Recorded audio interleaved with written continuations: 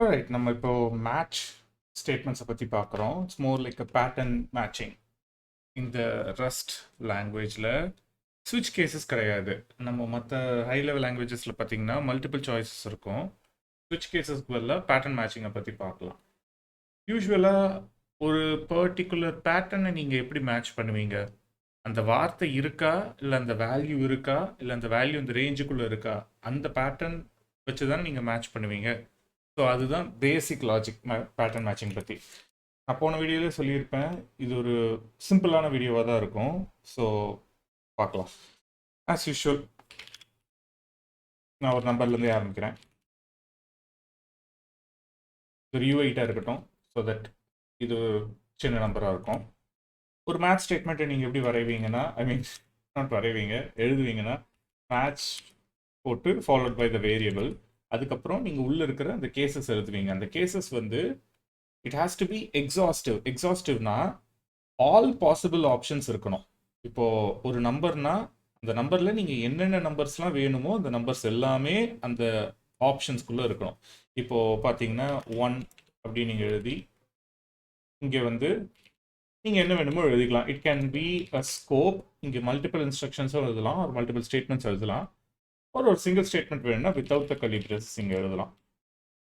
இங்கே ஃபவுண்ட் 1ன்னு கொடுக்குறேன், கமா கொடுத்து 2 கொடுத்து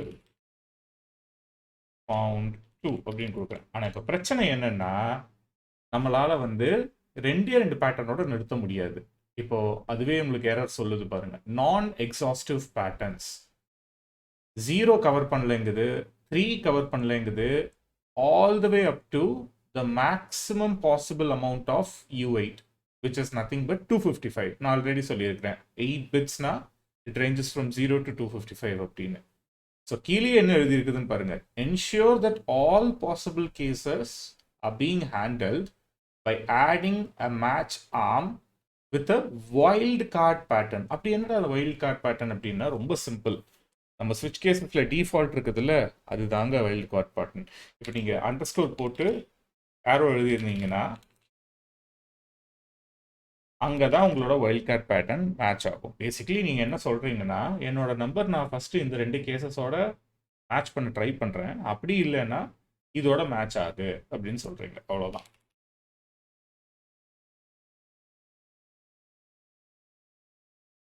இப்போ இதுதான் மேட்ச் கேஸ், சரிங்களா? இப்போ நம்ம இதை ரன் பண்ணி பார்க்கலாம். Found number 10 அப்படிங்குது. ஏன்னா நம்ம வந்து 1 மேட்ச் ஆகல, 2 மேட்ச் ஆகல, அதனால ஃபவுண்ட். இப்போ நீங்கள் கேட்கலாம், இதையே நீ வந்து இஃபெல்ஸில் எழுதியிருக்கலாமே அப்படின்னா, எஸ் நீங்கள் எழுதியிருக்கலாம். அது எப்படி எழுதுவீங்கன்னா, if my number is equal to 1ன்னா ஒரு number, else if my number is equal to 2னா அது ஒரு நம்பரு, அப்படி இல்லைன்னா எல்ஸ்ன்னு போட்டு இந்த ஸ்டேட்மெண்ட் எழுதியிருப்பீங்க. So the more cases you add, the more if conditions you will be using. Syntactically they are the same தான் வைங்களேன். சரி, ஓகே. இப்போ நம்ம நெக்ஸ்ட் டூப்பிள் வேரியேஷனில் பார்க்கலாம். இப்போ 2 டூப்பிள்ஸ் எடுத்துப்போம். எப்படி எடுத்துக்கலாம்? கலர்ஸ் வச்சு எடுத்துப்போமா? Okay, let colours equal to red கொடுக்குறேன். அதுக்கப்புறம் கலர்ஸுங்கிறத விட கலர்ஸ் ப்ரையாரிட்டின்னு கொடுக்குறேன்.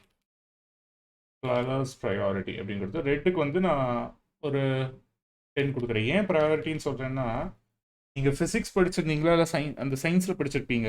கலர்ஸ் ஒன்றுத்துக்கும் ஒரு வேவ் லென்த் இருக்குது. நம்ம டிராஃபிக் சிக்னல்ஸ்லாம் பார்த்தீங்கன்னா ரெட்டு, எல்லோ, க்ரீன் இந்த 3 சிக்னல் தான் யூஸ் பண்ணுவாங்க.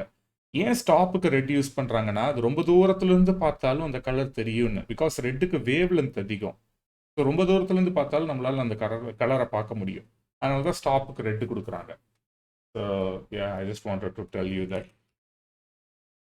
இப்போ அந்த கலரையே நீங்கள் எப்படி பண்ணலாம்னா, மேட்ச் கலர்ஸ் ப்ரையாரிட்டின்னு கொடுத்ததுக்கப்புறம் நீங்கள் இங்கே பர்டிகுலராகவே கலர் ப்ரையாரிட்டி அப்படின்னு கொடுத்து அந்த பர்டிகுலர் வேல்யூவே நீங்கள் செக் பண்ணலாம். அது எப்படி செக் பண்ணுவீங்கன்னா, if priority is equal to 5ன்னு கொடுத்து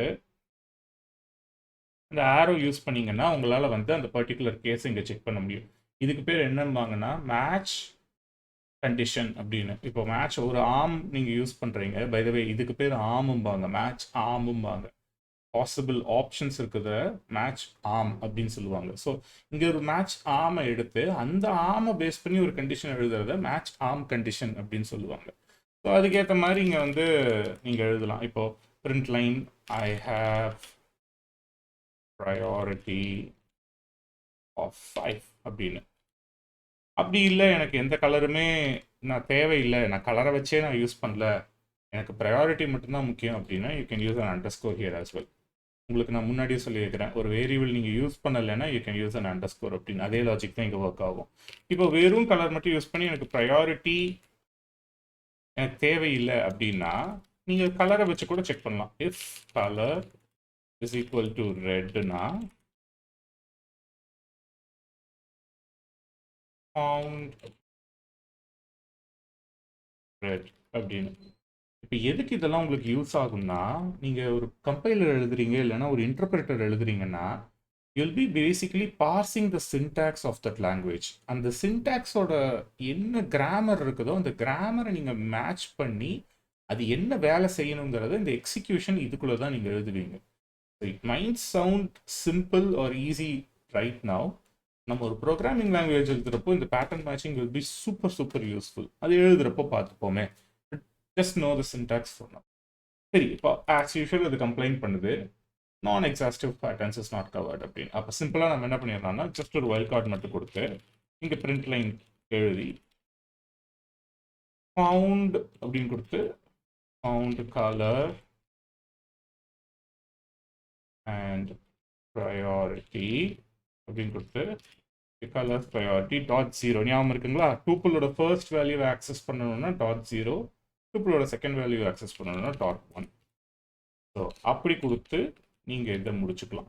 ஸோ இப்படி எழுதுனீங்கன்னா உங்களுக்கு என்ன கண்டிஷன் மேட்ச் ஆகுதோ அந்த கண்டிஷனோட பர்டிகுலர் ஸ்டேட்மெண்ட்ஸ் எக்ஸிக்யூட் பண்ணிட்டு அந்த ஸ்டேட்மெண்ட் விட்டு வெளியில் வந்துடும். புரிஞ்சிருக்கும் நம்புறேன். இவ்வளோதாங்க. பெருசாக இதுக்கு மேலே மேட்ச் ஸ்டேட்மெண்ட்டை பற்றி சொல்கிறதுக்குன்னு எதுவும் இல்லை. யூ கெட் அ வேல்யூ, அந்த வேல்யூவை வச்சு பாசிபிள் ஆப்ஷன்ஸ் நீங்கள் எழுதி அதுக்கேற்ற மாதிரி நீங்கள் எக்ஸிக்யூட் பண்ணுவீங்க. நீங்கள் வந்து வெறும் இங்கே பிரிண்ட் தான் பண்ணணும் அப்படின்னு அவசியம் இல்லை. நீங்கள் என்ன வேணாலும் இந்த பர்டிகுலர் கர்லி பிரேசஸ்க்குள்ளே நீங்கள் எக்ஸிக்யூட் பண்ணலாம். அதுக்கு தான் பேசிக்காக இந்த மேட்ச் ஸ்டேட்மெண்ட்டே ஒர்க் ஆகுது. ஒரு பேட்டர்ன் மேட்ச் ஆயிடுச்சுன்னா அதுக்குள்ளே நீங்கள் என்ன வேணாலும் பண்ணலாம். அப்போ மியூட்டேட் பண்ணலாமான்னா எஸ், கண்டிப்பாக மியூட்டேட் பண்ணலாம். ஃபஸ்ட் அதுக்கு என்ன பண்ணணும், அந்த சோர்ஸை ஃபஸ்ட்டு மியூட்டபிளாக மாற்றணும். இந்த மேட்ச் ஸ்டேட்மெண்ட்குள்ள அந்த வேரியபிள் நீங்கள் பாஸ் பண்ணுறப்போ நீங்கள் இதை எப்படி பார்த்துக்கலாம்னா it's a simple function call மாதிரி நீங்கள் யோசிச்சுக்கலாம். ஒரு ஃபங்க்ஷனில் நம்ம என்ன செய்வோம், ஃபங்க்ஷன் சம்திங் இங்கே டைப் பண்ணி இங்கே ஆர்குமெண்ட்ஸ் எழுதுவோமா. இங்கே ஆர்குமெண்ட்ஸில் நம்ம வந்து இதர் நம்ம அந்த வேல்யூவை மூவ் பண்ணுறோமா இல்லைனா ரெஃபரன்ஸாக எடுத்துக்கிறோமான்னு எடுத்துப்போம். ஸோ ஆம்பர்சன்ட் மியூட்னு கொடுப்போம், இல்லைனா வெறும் ஆம்பர்சன்ட் கொடுப்போம், இல்லைனா அந்த டைப்பையே பாஸ் பண்ணுவோம். கரெக்டுங்களா?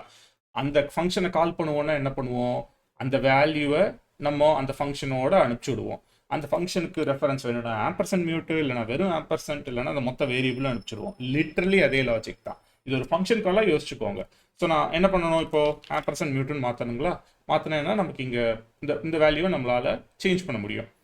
ஸோ எனக்கு இந்த ப்ரையாரிட்டி இப்போ நான் சேஞ்ச் பண்ணணும்னு வைங்களேன். நான் இதை சின்னதாக மாற்றிக்கிறேங்க. இஃப் ப்ரையாரிட்டி ஈக்குவல் டு 10னா I have a priority of 10ன்னே நான் மாற்றிடுறேன். ஒரு சின்ன சேஞ்ச் என்ன பண்ணுறேன்னா இந்த ப்ரையாரிட்டியை நான் யூஸ் பண்ணுறேன். இப்போ சேவ் பண்ணேன்னா உடனே இங்கே எரர் காமிக்க தொடங்கும். என்னன்னு பார்ப்போமே. cannot compare ampersand mute of integer with integer. புரிஞ்சிருக்கும் நம்புறேன். ஏன்னா இங்கே பார்த்தாலே தெரியுது ப்ரையாரிட்டிங்கிறது இட்ஸ் நோ மோர் அ நம்பருங்க. It's a mutable reference to a number. சிம்பிளாக சொல்லணும்னா பாயிண்டர் மாதிரி தான். பாயிண்டர் கிடையாது தான், பட் பாயிண்டர்னு ஞாபகம் வச்சுக்கோங்க. ஒரு பாயிண்டரை i32ஓட ஆப்வியஸாக நம்மளால் கம்பேர் பண்ண முடியாது. அப்போ என்ன பண்ணணும், you have to dereference it. Dereference பண்ணோன்னா ஆட்டோமேட்டிக்காக அந்த எரர் போயிடும். சேம் தான் இங்கேயுமே. இப்போ கலர் வந்து it is now a mutable reference. இங்கே பார்த்தாலே உங்களுக்கு உடனே சொல்லிடுது கன்சிடர் டீரெஃபரன்ஸ் ஹியர் அப்படின்னு. நான் முதலே சொன்னேன், rust compiler is very very helpful when it comes to error solving. So errors இப்போ முடிஞ்சிருச்சு, பட் நம்மளோட குவெஸ்ட் முடியல. which is nothing but mutating the priority. இப்போ நான் ப்ரையாரிட்டி என்ன பண்ணுறேன்னா ஆஸ் யூஷுவல் ஃபஸ்ட்டு நான் டீரெஃபரன்ஸ் பண்ணிவிட்டு ஒரு எக்ஸ்ட்ரா 5 பாயிண்ட்ஸ் நான் அதுக்கு கொடுக்குறேன். இந்த பிரிண்ட் ஸ்டேட்மெண்ட்டையும் நான் செமிகாலன் கொடுக்கணும், இல்லைனா அந்த ஃபார்மேட்டிங் இஷ்யூஸ் வரும். இப்போ நான் என்ன பண்ணுறேன், நீங்கள் கேட்கலாம், ஐ மீன் நிறைய பேருக்கு உங்களுக்கு தெரிஞ்சிருக்கும், பட் ஸ்டில் நான் இந்த வேல்யூவை தான் மியூட்டேட் பண்ணுறேன். அப்போ இந்த வேல்யூ மட்டும்தான் மாறுமா அப்படின்னா நல்லா யோசிங்க. நம்ம என்ன வேல்யூவை மியூட்டபிள் ரெஃபரன்ஸாக எடுத்திருக்கோம், இந்த மொத்த டூப்புலையும் மியூட்டபிள் ரெஃபரன்ஸாக எடுத்துருக்கிறோம். அப்போ இங்கே அடித்தா எங்கே வலிக்கும், கலர்ஸ் ப்ரையாரிட்டியில் தானே வலிக்கும். கலகலப்பு படத்தில் வரும்ல, இங்கே அடித்தா இங்கே தாண்டா வலிக்கும், இங்கே அடித்தா இங்கே மட்டும் வலிக்காதுங்க.